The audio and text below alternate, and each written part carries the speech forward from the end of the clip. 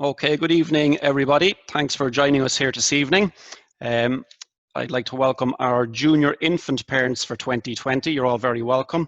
And we also have families from other classes as well, children who are joining us in the other classes. I want to, first of all, I suppose, introduce myself. My name is Colin Byrne, I'm principal of the school.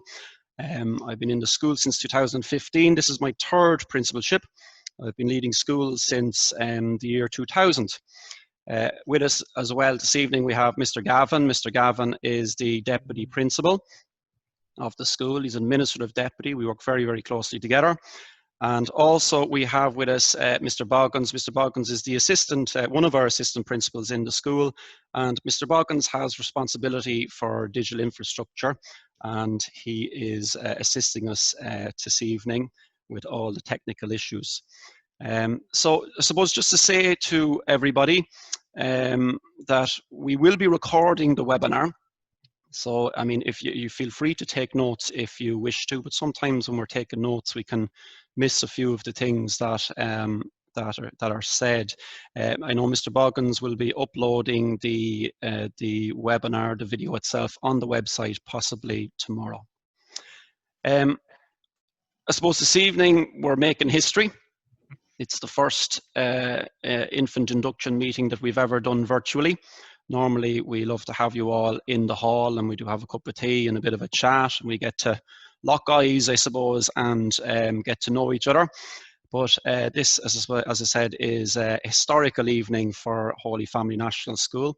It's the first, as I said, induction webinar, and it's also our first webinar that we're launching as a school, and it's possibly something that we will be doing a lot into the future. I suppose it's also historical as well because it's possibly the first induction webinar where there's a couple of glasses of wine on a few tables as well. So enjoy it if you have it. Now, just to say, look, I suppose the big elephant in the room is COVID-19. And what I want to say to you is that we are going to present to you our induction webinar. That our induction material that we normally would present to new families and new junior infant parents. What we are trying to do though is trying to reference COVID-19 wherever possible, because obviously COVID-19 is going to have some implications, many implications in school life. And it's something that we have been putting plans in place, contingency plans in place for. But obviously, until we get guidelines from the Department of Education and Skills, we can't, I suppose, fully flesh out those protocols and procedures. But we're going to try and answer, insofar as we can, any of the issues or any of the repercussions that may occur, that will occur as a result of COVID-19 and your child in primary school. School life will certainly be different. Our staff, our in-school management team, and indeed our board of management, we've been discussing this and fleshing out all the possible outcomes. And our protocols are evolving all the time. So over the summer, we will communicate with all families in the school. Possibly mid-August, we send out an August email, which will detail to you the back-to-school protocols for next year. We don't know whether all the children are coming back or not. The minister has announced that he expects all the children to come back. From our perspective, for myself as principal and Mr. Gavin as deputy principal, and indeed our entire school staff, we want all the children back. We think they need to, we certainly are strongly of the opinion they need to be in school full time from the beginning of the next academic year.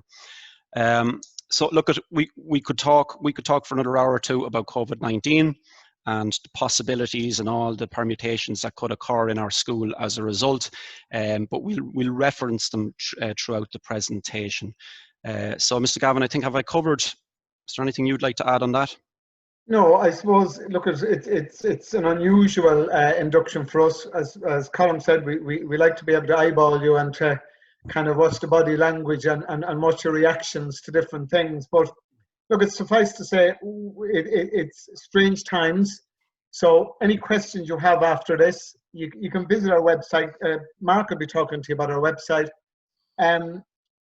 Basically, I suppose I'll be going through the different roles, mine and Colm's role, but look, if you have any questions afterwards, you can visit the website. My number is on it, and you can ring and ask any questions you like about it. For this evening, we're going to go through the curricular content. We're going through our welcome booklet. We'll do our junior infant induction booklet, and then we'll have some questions and answers. Okay? Good. Thank you, Mr. Gavin. So indeed, if you do have any questions, you may actually add them in the Q&A section there. But possibly if you wait, you will get the answers throughout the presentation. It's completely up to yourself. Mr. Boggins in the background, he is going to be collating the questions and answers throughout the evening, so that if there's particular topics with multiple questions, we can do that. What I'm going to do just before we begin the curriculum presentation, we just have a couple of questions for you, just to make sure that you're listening. And what I'm going to do is I'm going to launch them now. The first thing I want to do is just want to get an idea of how many of you are currently families in the school, and we'll share that information. As this is our first webinar, there'll be a few glitches. So first glitch is that the poll, you'll see all the questions in the one poll. So I'm going to launch this poll, and just maybe you might be able to just answer question 1, please, if possible. I'm launching this now. So you should see that on your screen.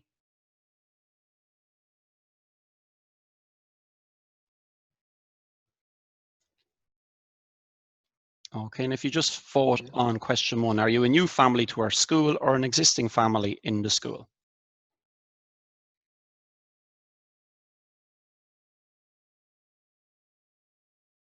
Just give that another couple of seconds.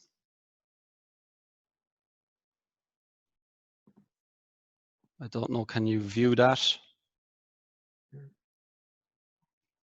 I don't think so, no, if only one person can view that. Okay, we might leave that. If there's a few coming in there now. Yeah, it's in the poll section. It should be there. You're able to vote on that. Just give it a few more. The answers are coming in there now. 7 of you have voted. I'm just going to give it an extra few seconds, because if we do it the first time, you'll know how to do it then the second time.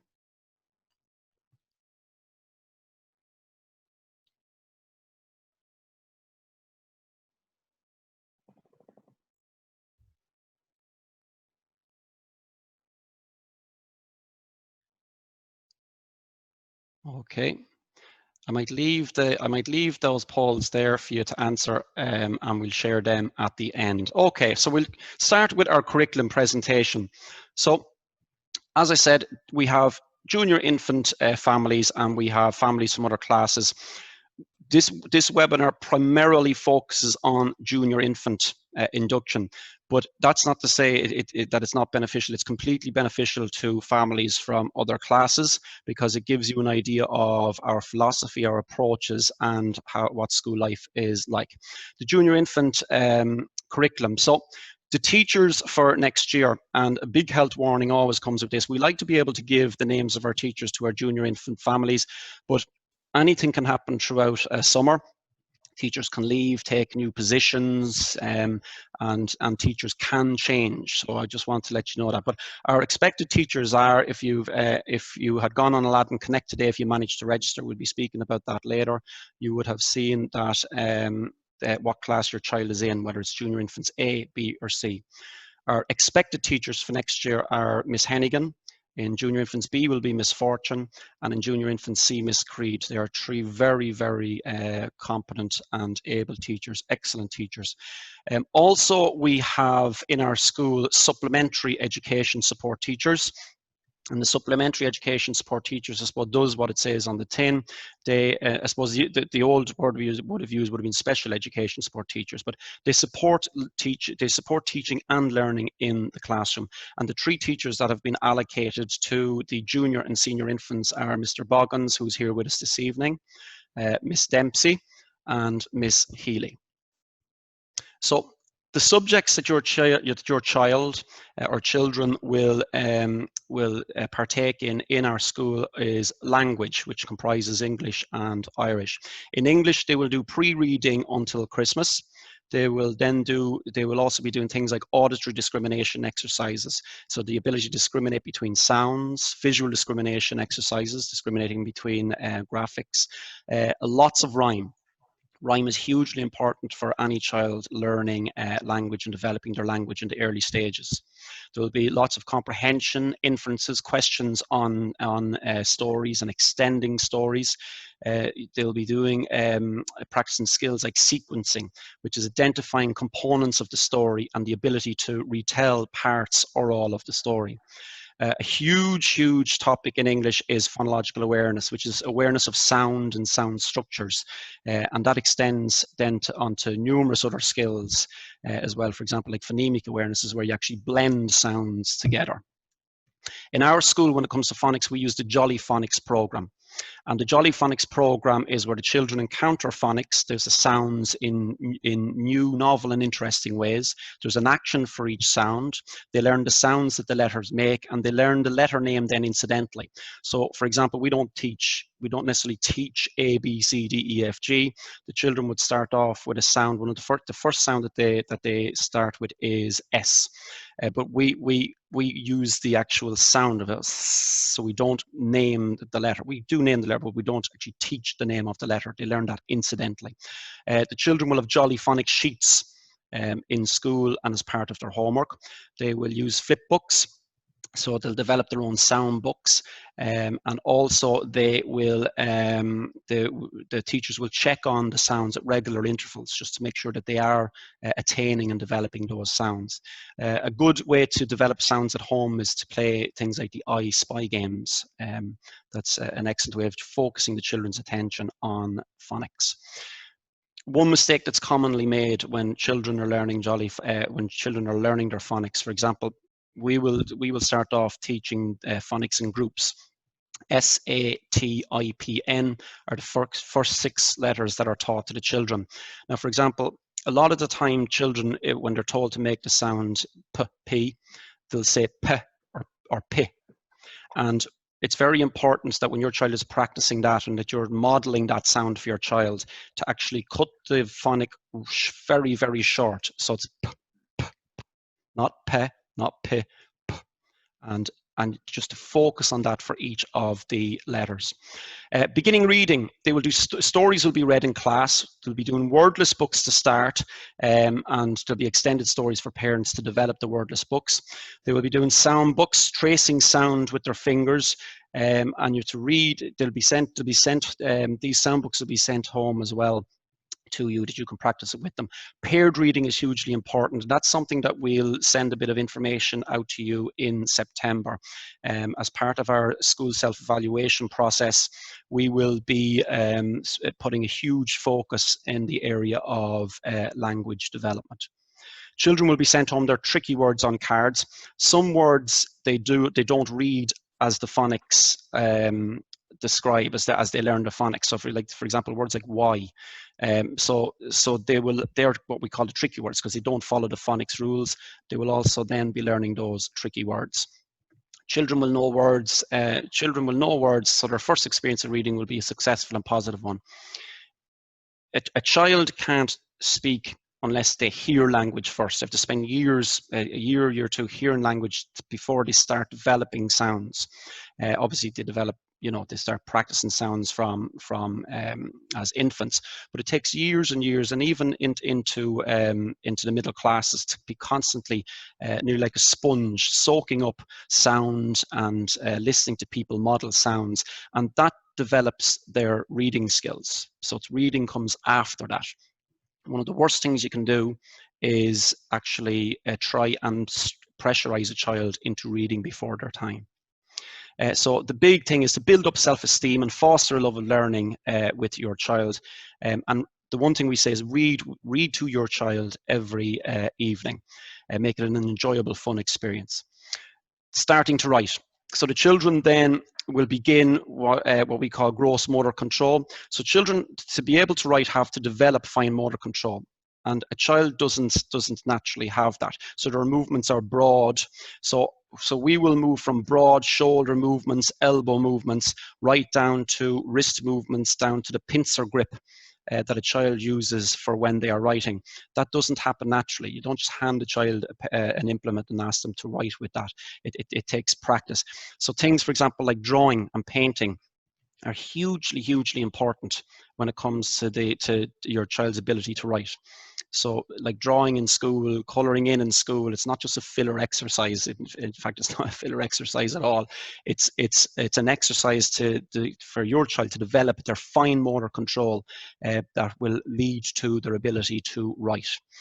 So they will learn things like left to right orientation. You know, the book moves you read a book from left to right, top to bottom.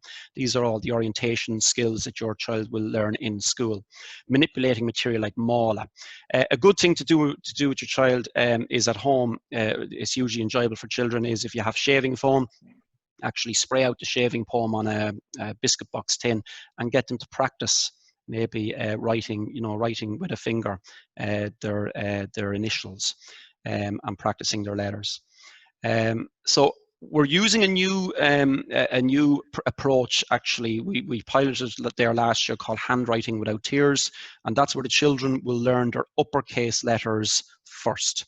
Again, there will be more about this in the new year when the children start in junior infants.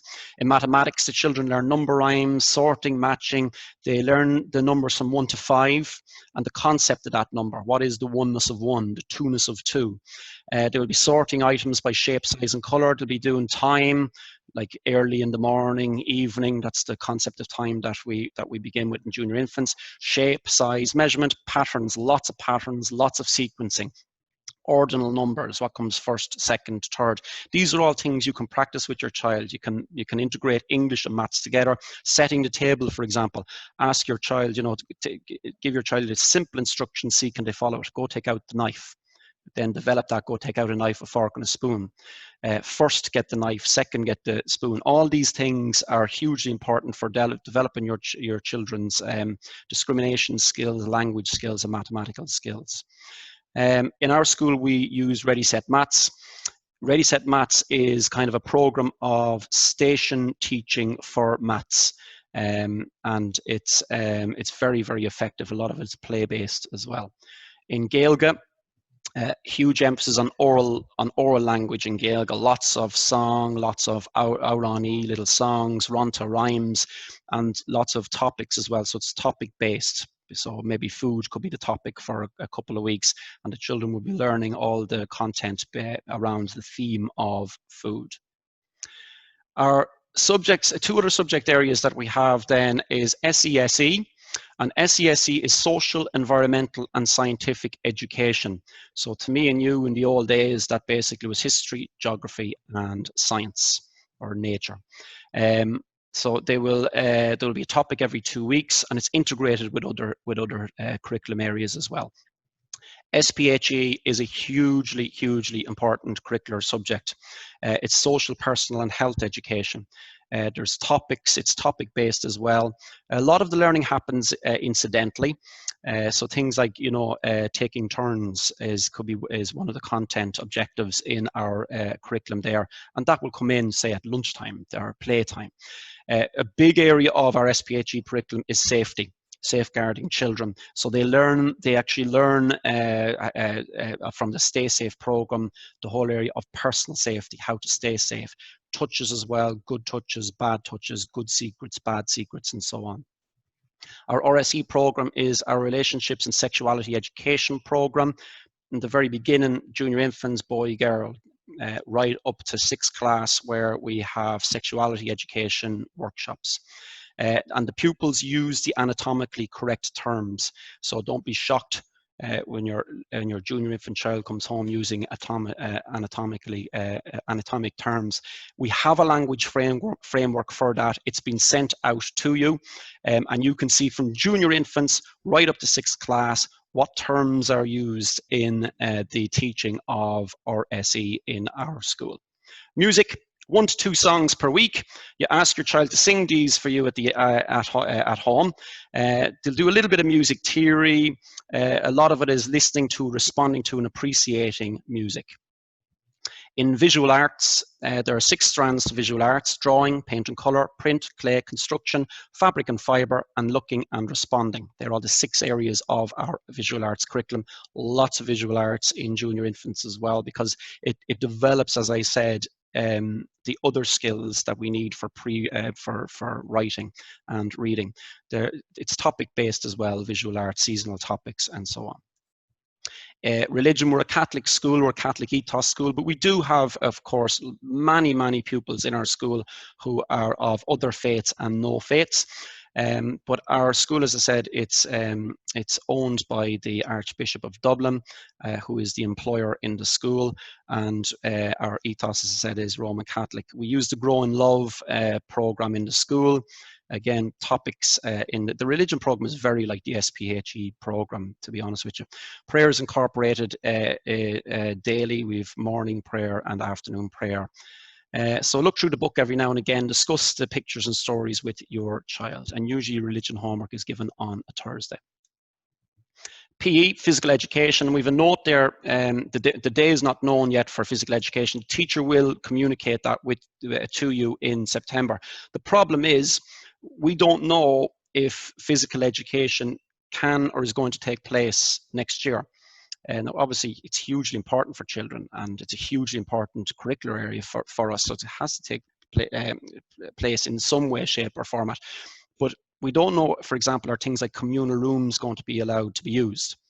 Things like the library and the PE hall, PE equipment. So we're waiting for the guidelines on that. In PE, so PE education, there's a broad spectrum, things from stories to creative dance, movement, mini games, ball activities, outdoor orientation skills, and so on. And again, the whole idea is physical health, good emotional health as well. Homework. Homework should be regular and consistent. It shouldn't be a chore. It should take no more than 10 to 15 minutes in junior infants. No homework is given at the weekends, and time should be spent looking at your child's book. It's good to give a bit of feedback to your child on their learning. Your child will have a homework folder, which is sent home by the teachers, and usually the homework is set in kind of bulk, so you kind of know a week in advance what homework is being given to your child. Homework is put on Aladdin Connect then each evening by the teachers, and again, their homework could be anything from language skills, jolly phonics, sight vocabulary, listening to songs and rhymes. But the whole point of homework is that your child should always feel better having done and completed their homework with you. If you're sitting down and you're getting stressed because the dinner has to be made, or you had a bad day in the office, or whatever it is, and you're rushing, or you've that feeling of anxiety, your child takes that on. So keep it positive. You're better off not doing it at all if you're going to be in any way putting stress on your child over homework. Assessment. Our teachers are continuously assessing the children from the time they walk in the morning to when they leave. It's done in many ways, shapes and forms. There's informal assessment and formal assessment. So formal assessment are kind of like the tests that we would do on the children. For junior infants, we have this test called the BIAP test. It's the Belfield Infant Assessment Profile. And it's done at the end of January. And in February, when you go to your parent-teacher meeting, whether that'll be in one-to-one or whether it'll be done virtually, we will be able to share with you a graph over many areas which shows the norm, how kind of the average or norm of a child of that age would be in the school, or sorry, in the country. And it graphs your child's ability then in line with that. So you can see where your child's strengths are and maybe where we need to work on. Parent-teacher meetings, as I said, happening mid-February. Assessment right throughout the year, and we have end-of-year standardized tests then in all the other classes. We have a fantastic supplementary education support team. There are 11 teachers in that team. It's led by Miss Amelia, who's one of our assistant principals. She's a supplementary education needs coordinator in the school, and the deputy is Miss Harron, who is also one of our assistant principals. Fantastic team, fantastic service. It's one of the best schools in the country to be in if your child needs any supplementary educational support. A few other bits and pieces. Mr. Gavin is our deputy principal. He's possibly the only deputy principal in the country that puts his own personal mobile phone number out there. There it is. You can take it down. We'll give it to you again, and Mr. Gavin will speak to you about that later when he's talking about behaviour. If you have any concerns about learning difficulties, development, obviously talk to your teacher. Always talk to your teacher. Your class teacher, and that could be referred then to Miss Amelia, the SENCO. If your child has a medical issue of any way, shape or form that we need to know about, you must let us know. Now, it's in the application form, so we do have that labelled. So anything like medications, there's a whole system to go through in relation to us administering medications. Miss Hartnett is one of our assistant principals, and Miss Hartnett's area of responsibility, one of her area of responsibilities is Medi-Alert in the school, the whole area of first aid and dealing with children who have medical issues in our school. Again, it's going to come up time and time again in this presentation. Read with your child. It's so important to make it so enjoyable, because the oral language is hugely important. And check your notes for homework, and we'll talk about the Aladdin Connect app as well. We use that. That's the little app that we use between home and school, and it allows you interface with our school. Watch the weight of the school bag. Your child shouldn't have a heavy school bag. Make sure everything is clearly labelled. I'd go as far as label the child themselves, label everything.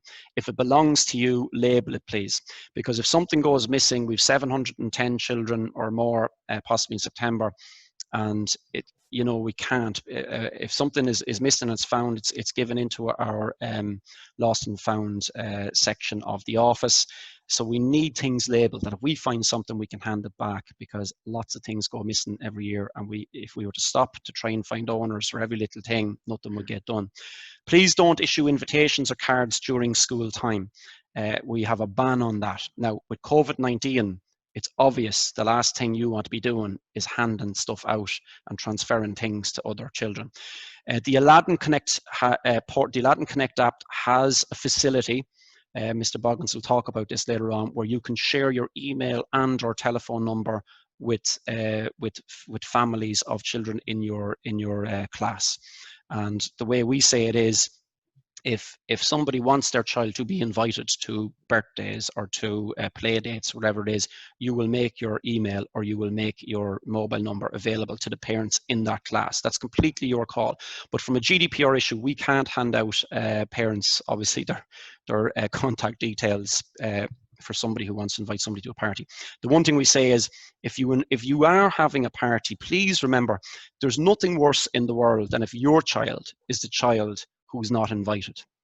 So we've kind of got a general rule that if you're going to have a party where you're inviting lots of people, invite all the boys or invite all the girls or invite everybody.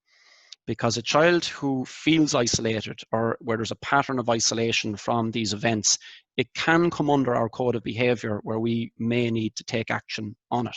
So just be aware of that, please. Obviously, we want all the children to feel loved and feel part of our school and class community.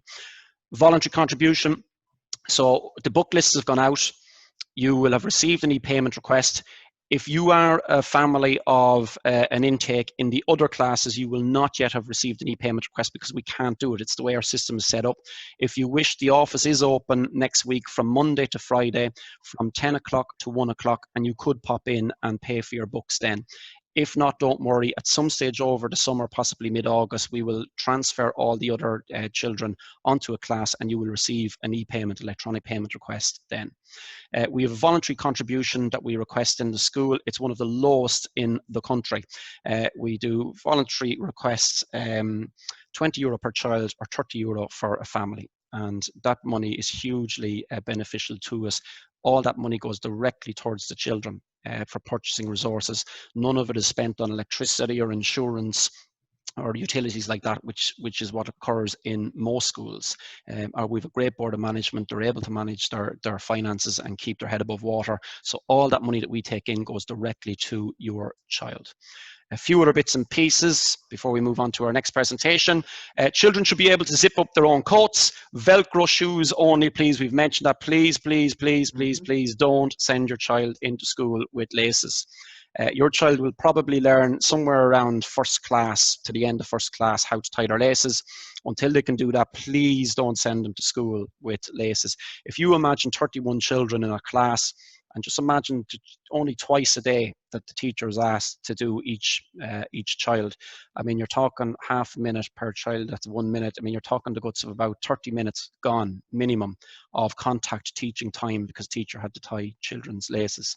Avoid the big water bottles. A small bottle with the pull-up lid is the ideal thing.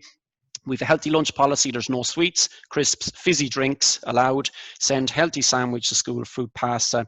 Keep the sugar to a minimum.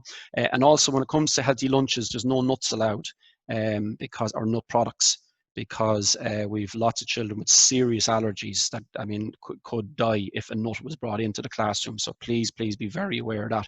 And it's something you're very conscious of. I mean, I found myself there last year packing my child's lunch, and I hate it's a hated job. I hate it, but packing my child's lunch, and I found myself putting pesto into his lunch. He likes pesto, to dip something with the pesto, and sure, I only realized that there's actually nuts in pesto, so I had to cull the pesto. So just to be aware of that. Books and copies will be here for you on the first day. So for your book list, you pay the book list, we have everything for you.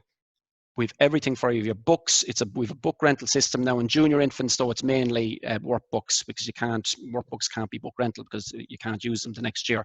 But once you pay that, we've everything for you. All you have to do is maybe just go out with your child and buy a nice pencil case and a few nice pencils and so on, just as a kind of a thing to do with your child. We have a parent association. Please join our parent association. They are fantastic. They do great work for our school. They fundraise for our school. They provide so many activities for the children, and they're only as strong as its membership. Our uniform or tracksuit must be worn every day. So in junior infants in particular, we ask that they wear the tracksuit, just for toileting and things like that. It's much, much easier, a tracksuit. And they can wear the tracksuit every day. They can wear a school uniform if you want, but for junior infants, we prefer the tracksuit. Tea and tears. Normally every year we invite you in for tea and tears. We just say we bring tea and you bring the tears. But unfortunately, I don't think we'll be able to do that this year, because it looks like we will not be allowed to have any adults in our school from the 1st of September.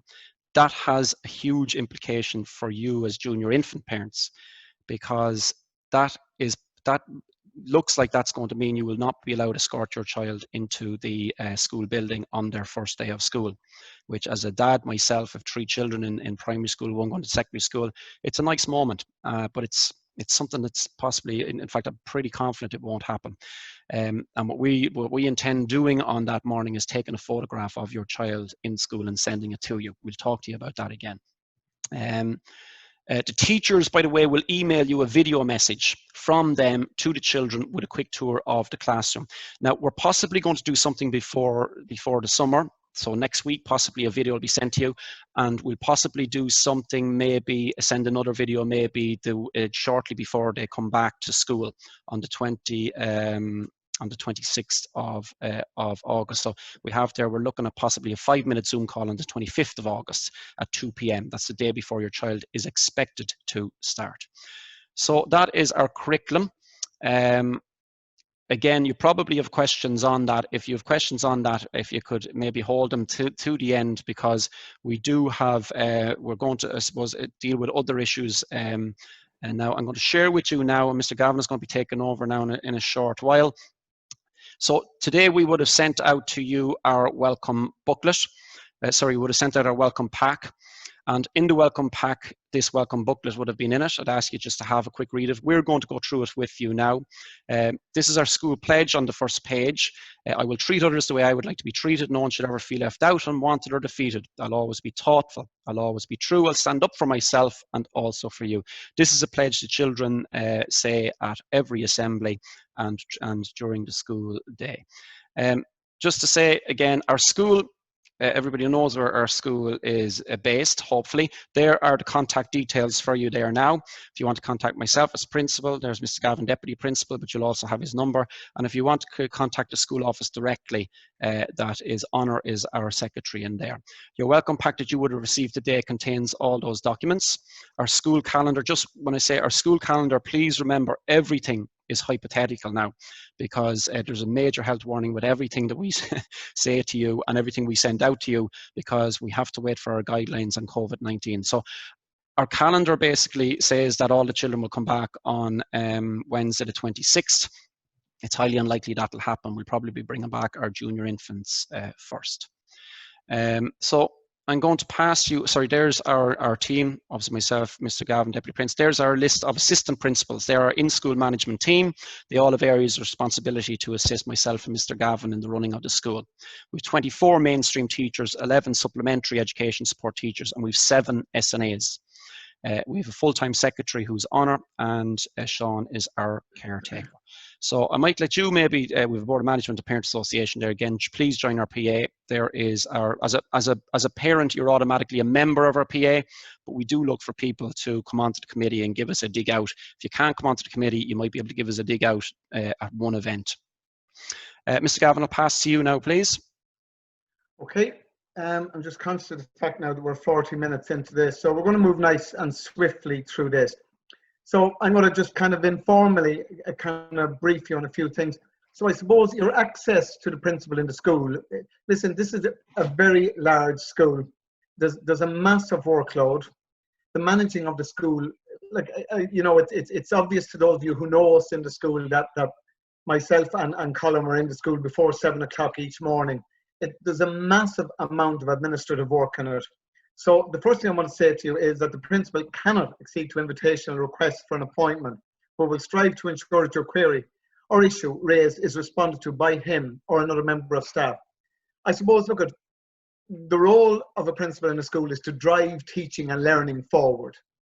To do that, you need time, you need space, and you need to be able to concentrate on what you're doing. I think myself and Colin work very well in this, in that I suppose I'm your homeschool liaison officer in a way. I'm kind of the person that you should feel very comfortable about lifting the phone to and asking me anything that's on your mind. Do you know how most parents start a phone call with? Sorry, Mr. Gavin, I know this is a stupid question, but there's no such thing as a stupid question. There's no such thing as a stupid. If you're worried about something, pick up the phone and ring me. If I don't answer the call, it's because I'm in the middle of my dinner. I'll ring you back straight afterwards. I'm available at the weekend and in the evenings. Look, just don't stress over an issue, and don't start overthinking issues when a phone call can get rid of it. On behavioural issues, again, your class teacher is the go-to person. If you've any issues with behaviour, please, again, feel free to lift the phone. Go to our website as well. Now, have a good read of our code of behaviour as well. We'll come back to that in a minute. Supplementary educational needs, you should make the school aware of any such needs upon enrolment. Here is the thing that causes the most hassle, is that you don't approach us quickly enough. If you have a concern, a suspicion, listen, the taboos about kind of any learning kind of disability, any kind of behavioral problem, anything that you're worried about, you know, we live in an area of transparency now and proactive kind of action. Contact us quickly and we will deal with it. Our Medi Alert system, like every child that has a kind of a medical history will be on our Medi Alert board. We're very proactive when it comes to this. Ms. Hartnett, as we said, will meet you on that morning of the Wednesday the 26th, isn't it, at 9 o'clock, and she'll meet parents that are not, of children not coming into necessarily junior infants at 11:30 that same day. We'll get the background, we'll put the child's name and picture up on our Medi Alert board, and we'll deal with it. Listen, I suppose the main kind of common denominator to everything we do in the school is your child's protection, your comfort. And, you know, we like to think that we're the best school in the country when it comes to communication. Sometimes you'll feel that we're too good at communication. You'll be getting a lot of emails and a lot of time. We ask you to look at our policies. Mark will talk to you later on about our website. Have a read of our policy if there's something about behaviour, if there's something about discipline that you're curious about. Can I talk to you now a little bit on data protection and GDPR? It says, please read our school's data protection policy online and the privacy statement for pupils, parents and guardians, which is in your induction pack. You will have read the most important items on your application for enrolment on the consent form regarding data protection. No photographs or videoing is permitted at any time by parents. That's really, really important. And I know every now and again we get these little, what appear as innocuous little incidents where a parent will, you know, just take a little snap of a picture, and it's usually I'm the one that comes across as the big grumpy fella on the yard that said, you know, I'll walk at you a kind of speed when I see you with a camera and that. Understand that these are our rules, these are our protocols, and we really need you to buy into this, that what we do is for your best interest, your child's protection. Class allocation. Listen, class allocation may be altered at any time. Look, we basically, you know, if you just have a look at that sentence there, class allocation may be altered at any time by the school principal during your child's time in Holy Family. So classes may be split, amalgamated, or pupils moved to other classes at any time for operational, behaviour and or academic reasons. We don't know what is going to happen during the year that might prompt us to have to take action on that. Again, we'd be doing it to cause the least amount of disruption. School uniform. The uniform is compulsory. Every now and then, again, this is another little thing that it's one of my little kind of, you know, hobby horses. When you tell a child you're not wearing the correct jumper, the child goes home with that. This is part of building our resilience. Correction is part of resilience building. It's good to be corrected. You're going to be corrected in life, and it's good to start off with what we need you to do. So again, will you please conform to our uniform? All classes may wear tracksuit. We've just said that, only as their uniform. Alternatively, you may purchase a school uniform, tracksuit bottoms and school uniform jumper. That's right. The uniform must be worn in its entirety every school day without exception. Now in May and June, when the weather gets nice, we will send you an email telling you when the likes of shorts can be worn. We like the shorts to be of a respectable length, knee length. You know why. You know, a common sense will prevail there. We don't like emblems. We don't like kind of I love Liverpool or Man United or kind of any of this on them. Just plain navy shorts, please. Again, it's part of teaching kids how to conform, boundaries and all that. Pupils without uniforms will be sent to the office to be collected by a parent and should be returned to school in school uniform. It may sound draconian, but look at it. Again, I'm going to keep coming back to this whole area of resilience and learning how to, you will thank us for it when they're in secondary school and they know how to follow the yellow brick road when it comes to discipline and patterns in secondary school and on in life. In the interest of safety, as little jewellery as possible should be worn. Again, I'm hoping that this is common sense. Children, with the best will in the world, there'll be physical contact, even though we are very strict on it, but children will fall. If you fall with jewellery on you, you know the consequences. School policy development, school self-evaluation. Staff, parents, guardians and pupils are expected to support and promote all areas of school policy.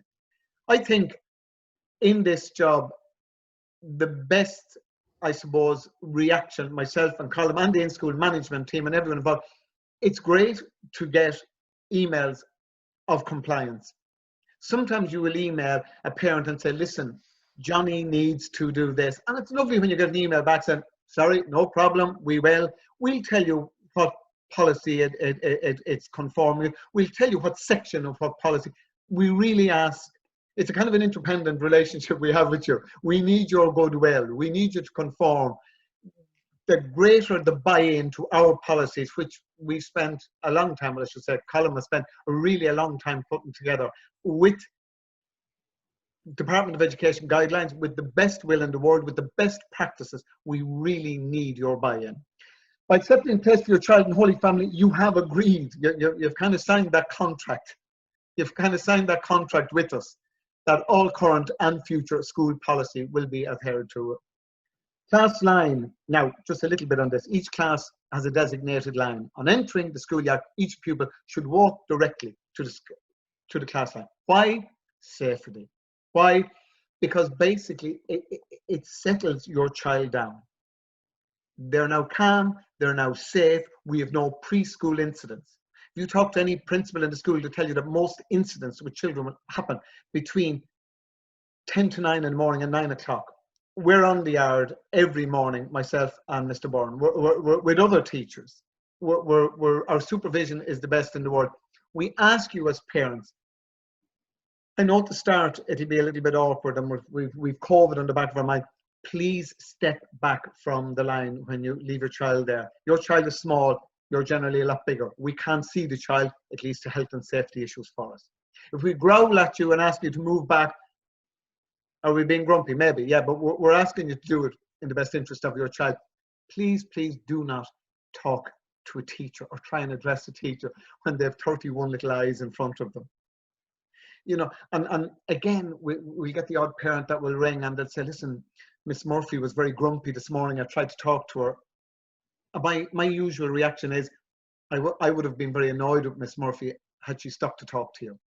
Again, we're concentrating on your kids. We're trying to get them in really safely into the school. Pupils are not permitted to play, run, or loiter in the school in the morning or at home time. Why? Again, safety. Before we brought these rules in, anecdotally, like, you know, the amount of bumps and falls and gashes and cuts that it was phenomenal, to be honest with you. Pedestrian entrance. There are 3 pedestrian entrances. Pedestrian gate number 1. This is basically suitable for pedestrians entering the school as they walk on the left footpath up the village. Okay? You're not permitted to enter the drop-off zone at any time, nor to cross over the flow of traffic entering or exit. We'll have our caretaker in the yard. We kindly refer to him as our little Rottweiler. He's there every morning. You get to know Sean, believe me. Again, he'd have your child's safety. You know that, you know, at heart. Pedestrian gate at the corner of the car park, the Broadfield side of the village, and the third one, the rare one, is the Forest Hills. This pedestrian entry, it's opened for your morning drop-off. It'll be open then at about 1:35, 1:40, and then at 2:35, 2:40 for the last collection. Again, look, we'd ask you at any time, but particularly the climate we're in now, please do not congregate at the gate. I know you'll have a chat, parents, new parents meeting each other. If you could just spread off down the footpath. Again, take it in the way it's, I suppose, look, if we do ask you to move on, don't again, please think that we're grumpy, me particularly. We'll go into, it says, therefore, if your child is in junior infants, senior infants, or in first class, you must not use the drop-off zone. Okay? Now, our stewards on the thing, the caretaker, Sean, acts as the car park steward to the drop-off zone, ensuring that cars are not parking up.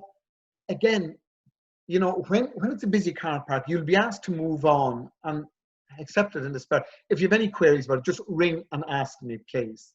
We won't be purposely trying to offend you, but we will be fairly kind of strict about these kind of things. The school warden, the duty times of the school warden are 8:40, right, a.m., right, to 9:20, and then 2:40 to 3 o'clock. Please, when you're crossing, will you please try and cross with the school warden? Taking shortcuts across, you're just inviting trouble for yourself. Now, it's the kind of thing that we put in, zero tolerance policy on aggression. We just will not tolerate it. we will not display aggression, but we will not take any aggression, whether it be passive aggression towards any staff. We have a zero tolerance. We can't allow verbal aggression towards staff in the car park. We're trying to set the example for your children. You're the primary educator. We're here in loco parentis, and what we're trying to do is your children will model the behavior they see. They will imitate what they see. We have no time for aggression whatsoever. Now, I'm going to slow down now because I want you to get the wet morning thing. So your door is door 2. That door will be open at 10 to 9, and we will take your child in to their classroom. There'll be a little series of kind of connection points with S.E.S.E. Your child will be extremely safe. You're going to be tempted to stick your head in around the door. Please don't. Health, safety, data protection, child protection. We could go on and on and on about this all day. Please don't have us to ask you not to enter the building, please. I'm just saying that. Look, on a wet morning, you know, we'll do the COVID-19, please. Pupils are permitted on the building at 8:50 on the wet morning through their normal access door. They may proceed straight to the classroom where the teacher will be waiting. Other staff, we've got a huge team of willing staff there to look after your child, so don't be concerned. Junior and senior infants will be admitted through their normal door. It's their entry and exit door. Okay, the operation of the wet morning scheme now is contingent on Mr. Byrne and myself and S.E.S.E. being available to provide effective supervision on that morning. If for some reason we had a critical incident to deal with, if we had an urgent meeting, the wet morning would not be in play. No, it doesn't happen that often, but just be aware that it is contingent on myself and on Colm and on other staff members being available. Okay, I'm up there with Mark. Infants will be permitted. Sorry, we have that, yeah? Now, can we just take the end of that one there, please? Here we are, here. Yeah, just down a little bit, sorry. We'll only be on wet mornings. Now, look, a wet morning is a wet morning. A couple of drops of rain, again, we're back to resilience, and we're back to kind of a common sense approach to this. We will drop everything on an actual wet morning. In the event of heavy rain, basically, immediately before the bell, you know, there wouldn't be sufficient time. Like if we get a shower at 2 minutes to 9, we'll move out towards the line to take them in the normal fashion. Again, I'm asking you, please stand back, let the teacher take the class line in. It's so important. And it builds the child's resilience for you to step back. Like, we call them great big boys and girls, and we let them in, and they give us a high five as well. They won't be doing that, will they, with COVID-19? But anyway, eventually we might get back to some sort of normal. School access, please. Any parent, guardian visiting school must visit the administration office inside the main entrance. All right, this is your door too. Parents, guardians are not permitted to enter the school under any circumstance unless invited to do so by a staff member. Now, during the COVID-19 period, parents or other members of the public will not be hosted in the school for a meeting. There's your opportunity now to use my phone number. If there's something urgent on your mind and you're going, should I come in? What will I do? I'm not allowed in the office. Ring my mobile, please. For child protection purposes, non-members of staff are not permitted to enter the corridors. Could you imagine a teacher or myself or Mr. Byrne or Mr. Boggins walking down a corridor and encountering a stranger? Alarm bells, you know, it would be unthinkable. Sign in. Pre-COVID-19, all parents, guardians and visitors to school were obliged by the Board of Management to sign in. You know, early removal of a pupil. Now, this is another one that we're going to slow down here for a minute. Sometimes you will think, a little bit of shopping, child's birthday party, I'll remove them early because I'm removing Johnny in 6th class, so I'll get Laura out of junior infants, or vice versa. The early removal of a child is very, very disruptive. and should only be done in the event of an emergency, HSE appointment. All early removals, we record these as part of your child's attendance. They're put together into a critical mass of time that your child is missing. We don't do this for the reputation. I heard somebody walking through Rathcoole village one time, they were just outside Subway, and they were talking about how ridiculously strict the school was. And I turned on my heel and I tried to advise her that her child was missing curricular time. Every moment in the classroom, we believe, is critical.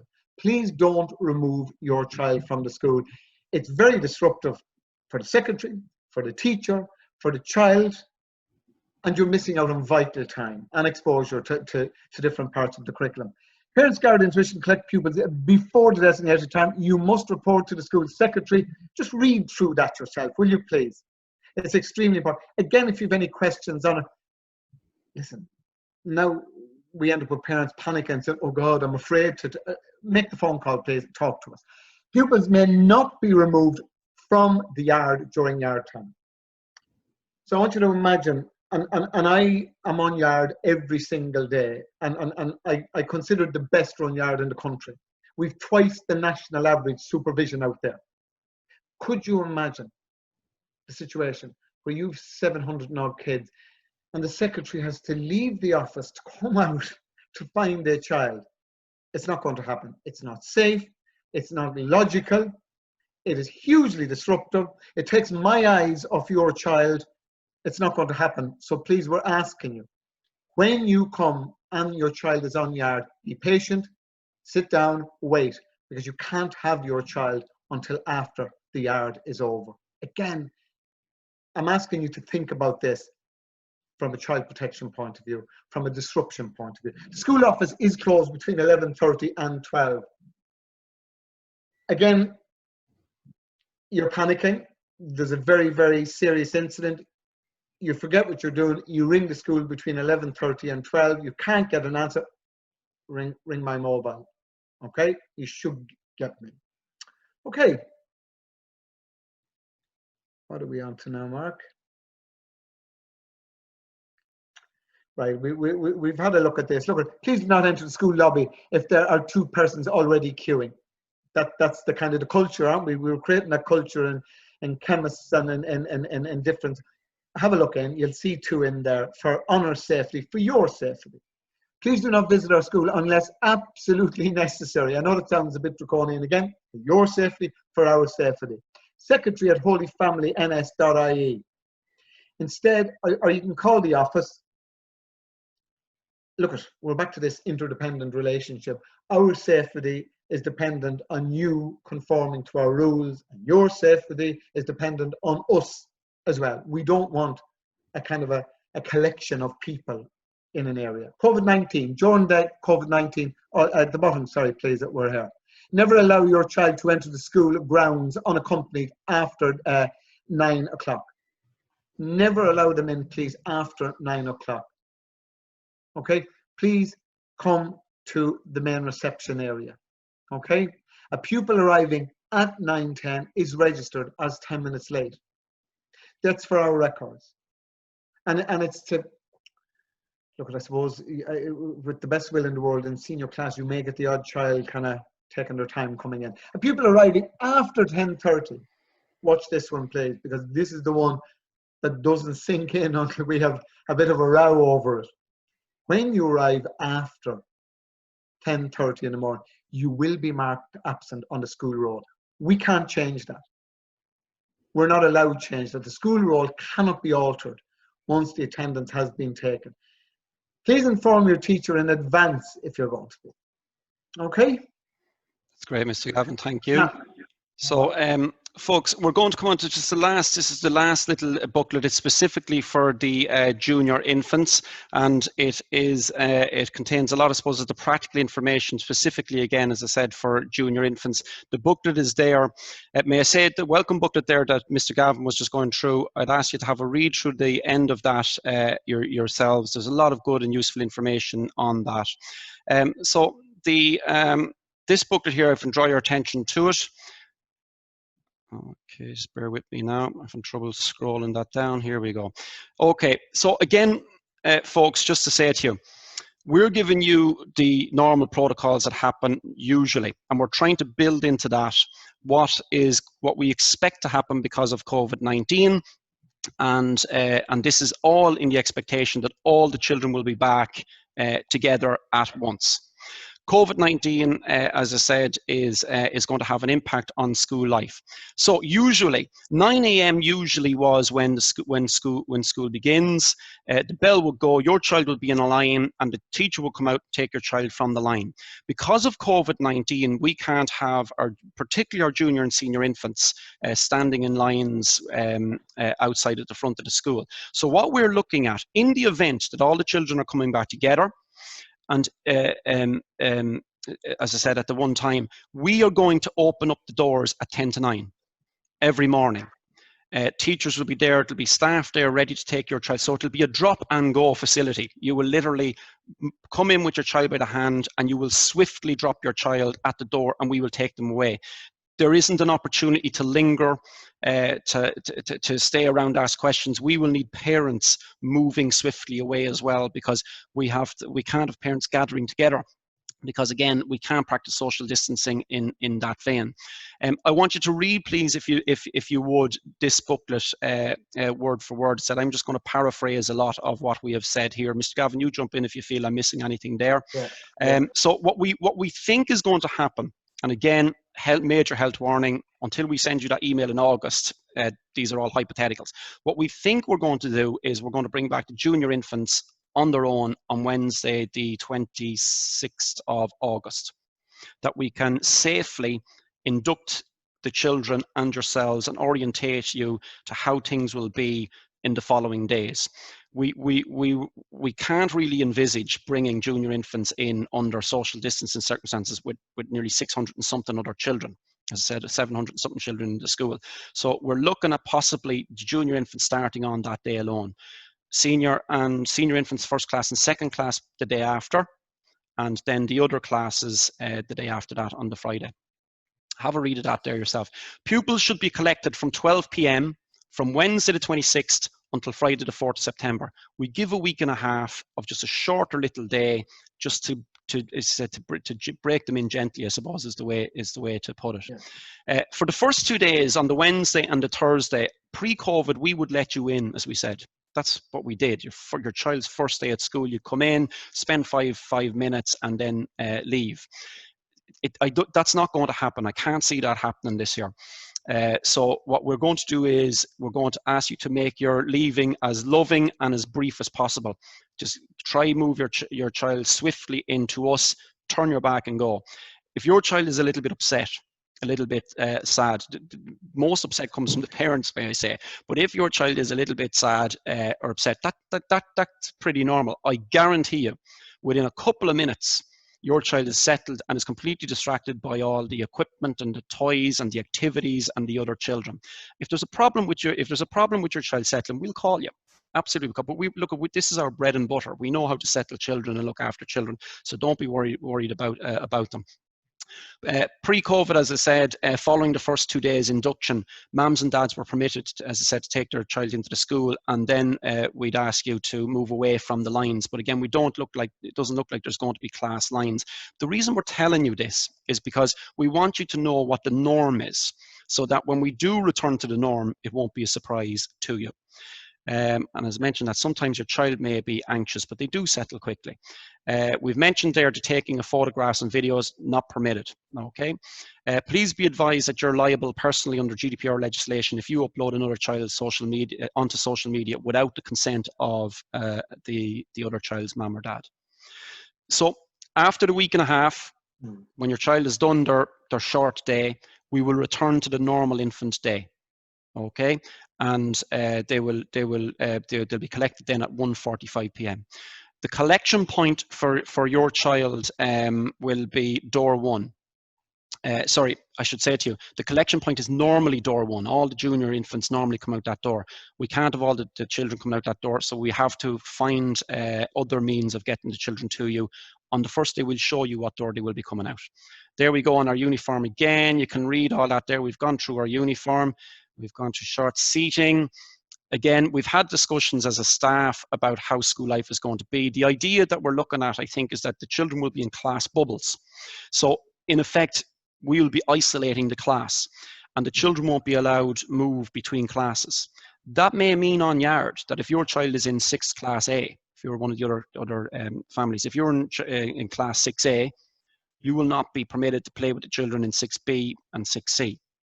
Now you can say, of course, but you look at they're going out onto the green after school and slobbering over each other after school. I mean, that possibly, I know it's probably happening now when all the talk about social distance, but the thing is, as a school, we're going to be given guidelines and we're going to have to implement those guidelines accordingly. Okay, again, folks, label absolutely everything, please. Label it. Pencils, pens, crayon, label everything. There's a company called mynametags.ie. You can see them there. There are other companies as well. We got them here when our children started junior infants. We got them. We still have packs of them. There's so many of them, and we'll be able to use them when they go into secondary school, college, wherever. They're iron-on labels, and they're absolutely brilliant. Velcro shoes only, please, please, please, please, please. Wheelie school bags not permitted. They're a death trap. So don't send your child on a wheelie school bag because we'll be asking you to change it. Toilet. Your child must be able to use the toilet independently, unless obviously there's a supplementary additional developmental or care need. Please put it, oh yeah, here's a big one. Please put a spare set of clothes in a labeled plastic bag and just keep that at the bottom of your child's school bag. So that if there is an accident or if something happens, we have a spare set of clothes that we can just go and get. Literally, when they start junior infants, put that little bag in there. You never have to take it in or out. Just leave it there at the bottom of your school bag. And we know where to go if we need it, because there can be accidents and children, you know, it's a change of environment. Children, food, we mentioned the food. I'm not going to go over it again. We're not lunch police. We can't go around and police lunches. Mums and dads often tell us, you know, that Johnny didn't eat his lunch today. And our response is, look, if Johnny's hungry, Johnny's going to eat his lunch. If children are hungry, they'll eat. Usually in school, they're too busy chatting and yapping and playing that, you know, lunches don't come home eating.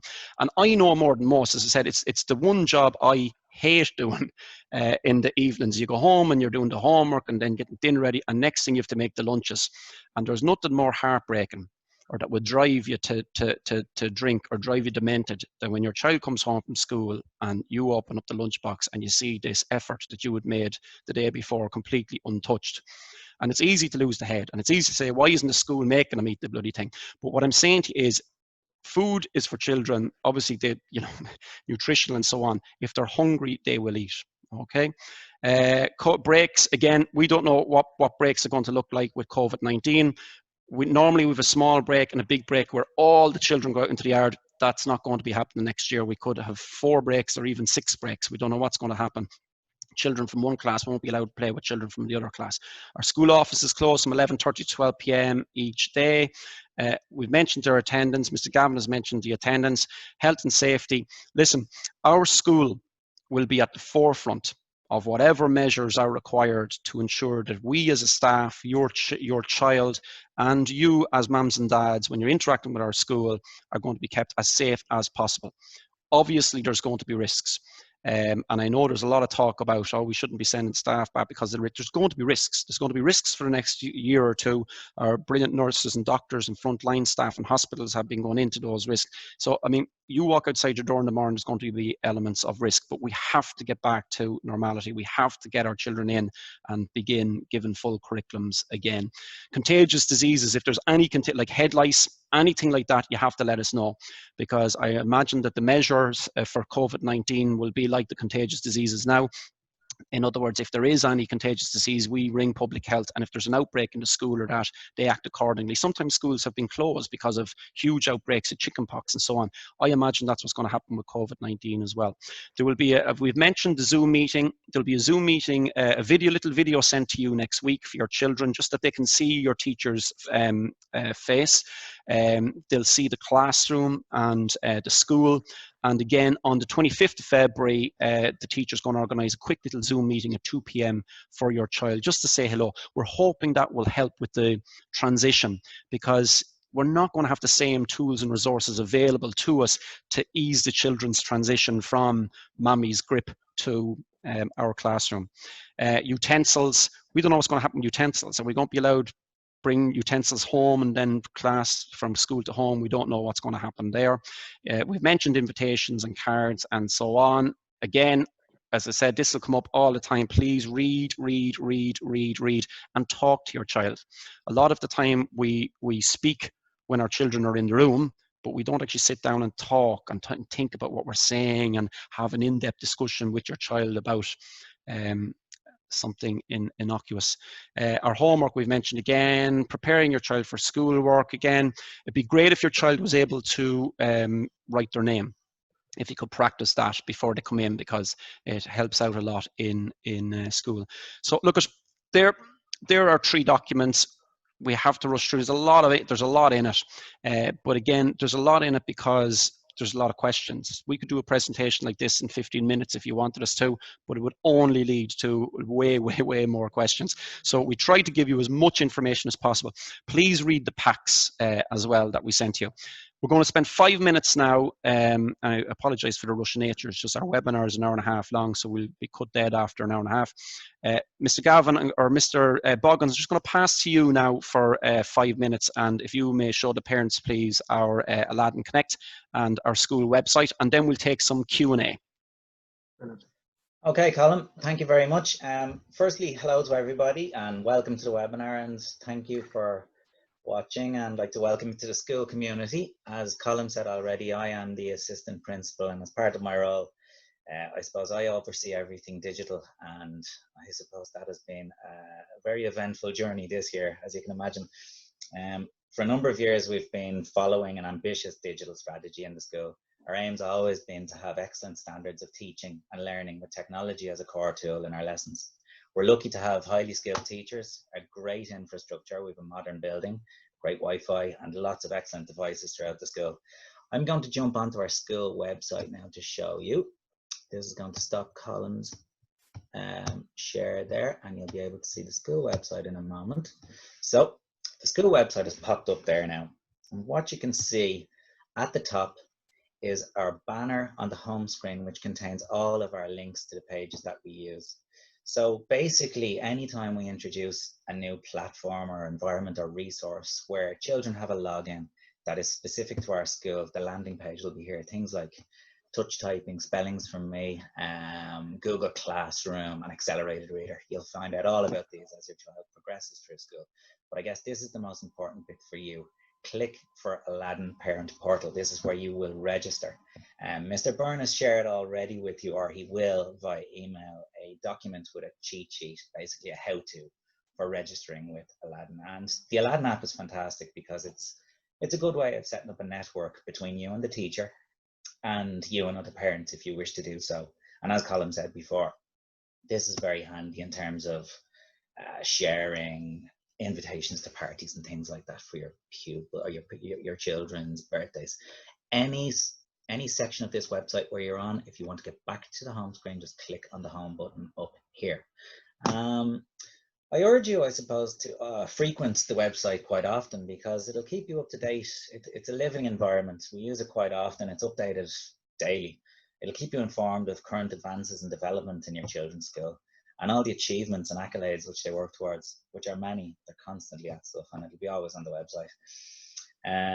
I am now going to jump onto the cheat sheet here. So the Aladdin setup cheat sheet, as you can see here, it's very simple to do. If you have Facebook or you have Instagram or anything on your phone, this is just the exact same. You'll have registration details. The very important thing to do is to make sure you put in the details which you supplied the school when registering your pupil, your child, with the school. So the date of birth, the address, the whole lot, or it will not work properly, okay? So you've got to download it from either the App Store or the Google Play Store. You go into your device settings, you sign in, you have your verification, you'll get a code, you enter the code, and your setup is complete then. And in here, you will be able to see your child's homework. You'll be able to see how they're getting on in class. If teacher has a message for you, or if you want to indeed send a message to teacher. Let's say your child is going to the dentist on a particular day. You can let the teacher know not to mark your child absent the following day.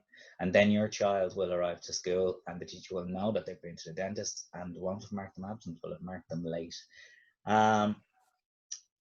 So I guess I'm after rushing through that because I thought I was going to be chopped in half halfway through. But look, I look forward to meeting you all in August, and I look forward to meeting the pupils as well. Hopefully things get back to normal. We certainly as a staff want to get everybody back as normal. So I look forward to meeting you. Thanks, Mark. Mark, just one of the questions came in there on the Q&A. We might as well deal with that now while you're there. I could have typed the answer, but I think it's beneficial for all the parents to hear it. It was in relation to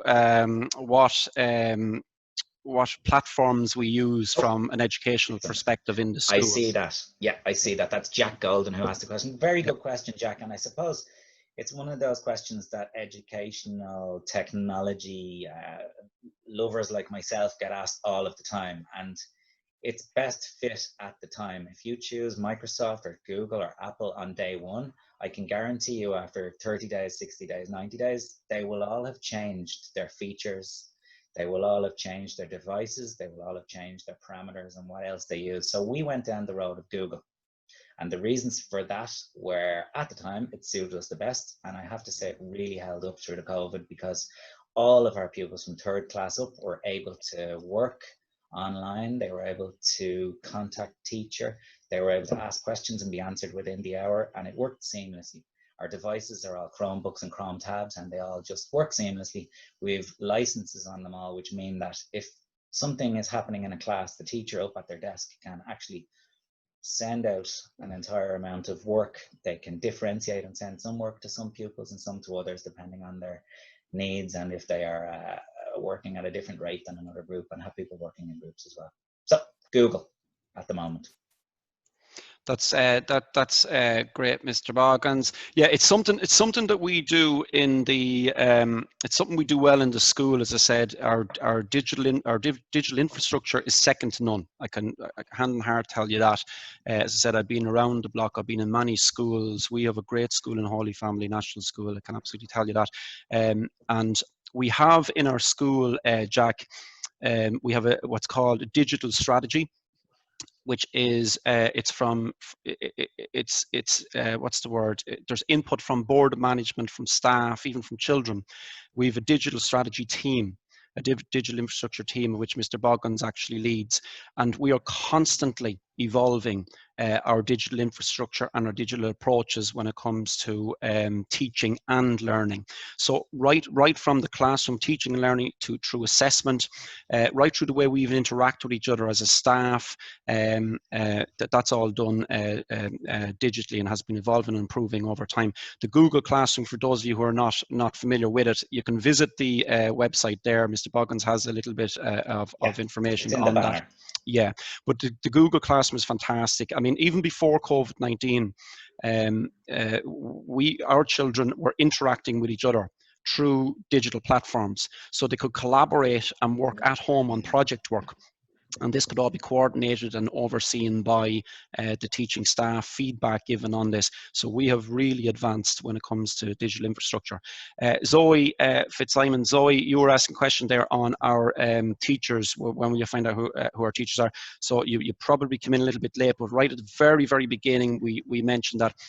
So if you are in class A, your teacher is, and I use the word expected to be, the health warning again, your teacher is expected to be Miss Hennigan. If you're in class B, it's Miss Fortune. And if you're in class C, it's Miss Creed. Fantastic, fantastic teachers. They're top drawer, highly qualified, highly competent. If you're not aware actually of what class you're in, the best way to find that out is actually to register with your Aladdin Connect. I was looking there online before we started our webinar, and I think we've about 40% of you now registered with Aladdin. So I sent you the links there earlier on through a text. Click on that, and Mr. Boggins said went through the details of registering. That'll give you access to your child's profile on our data management system. It also allows you update information. If you need to change an email, change a text, change your address, any information like that, you can do it. You'll also over time be able to see report cards, attendance. If you actually know your child is going to be out, you can send a note and you can put in the attendance excuse yourself. You can record that on your child's attendance. We obviously have to approve it. So I mean, it's a great, fantastic interface between the school and our parents. And again, it's another example of the use of digital technology in our schools. Have we any more questions there, Mr. Boggins? No, in fact, there were about 20 during it, but I've trained and studied Great. so much that I was able to answer them. So hopefully Great. everybody is happy with those brilliant. answers. Super. And there's a Super. couple of emails I'll send to you, Mr. Byrne, so that you can sort them out. That's no problem at all. So, folks, look, the one thing I want to say to you is we're a large school. We're a very large school, but we have the beating heart of a small community. There's no doubt about that.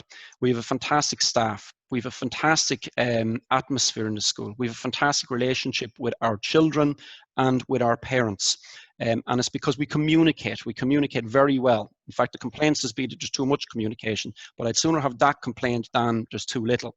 The one thing I want to say to you is, and it's a phrase that I know Mr. Gavin used at the beginning there, the technical legal phrase of your child being formally handed over to us is in loco parentis.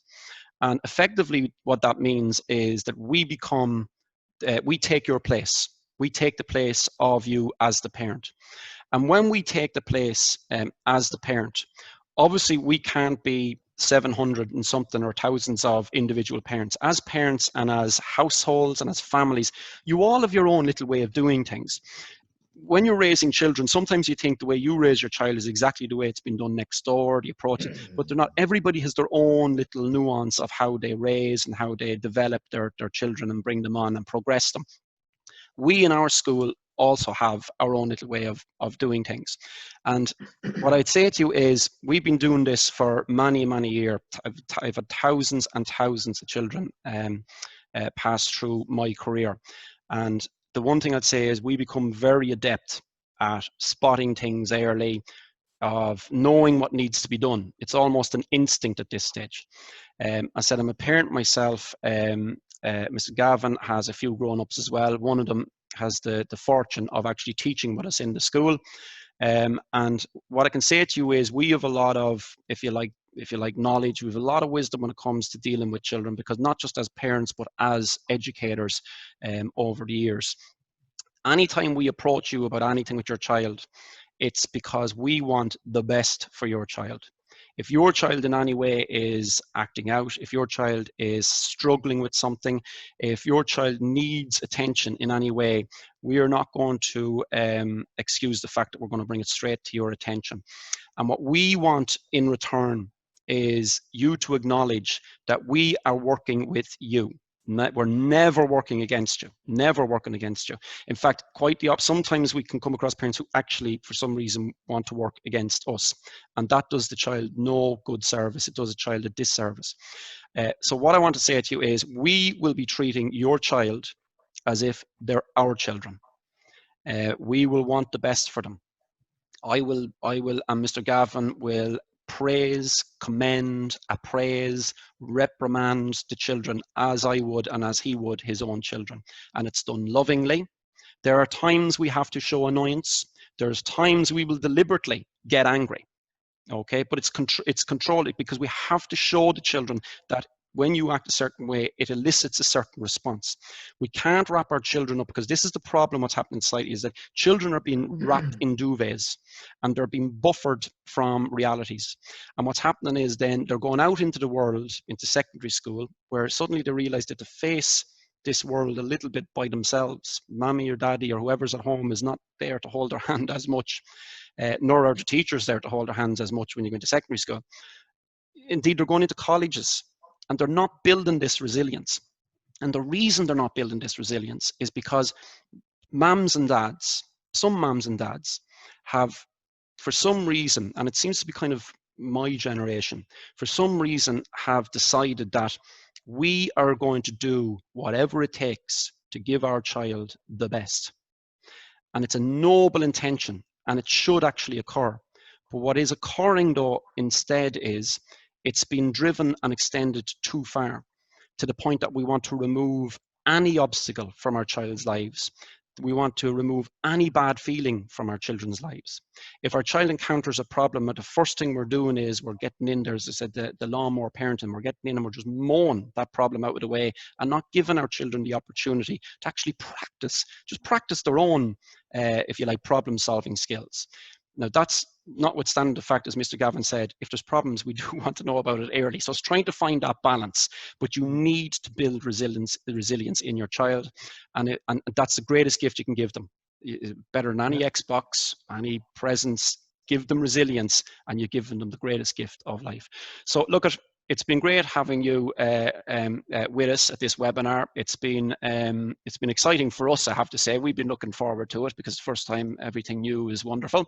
And your children will be safe with us. They will be happy most of the time with us. They will encounter some not nice experiences, but we're going to develop a relationship with you over the next 8 years and longer in many respects. So I want to say thank you again for being with us. Enjoy your evening. I want to thank Mr. Gavin as well for being with us, and Mr. Boggins for giving up his time as well to help us with all the technical issues. If you do have any questions, feel free please to email us afterwards. So thank you everybody. Slán, good evening.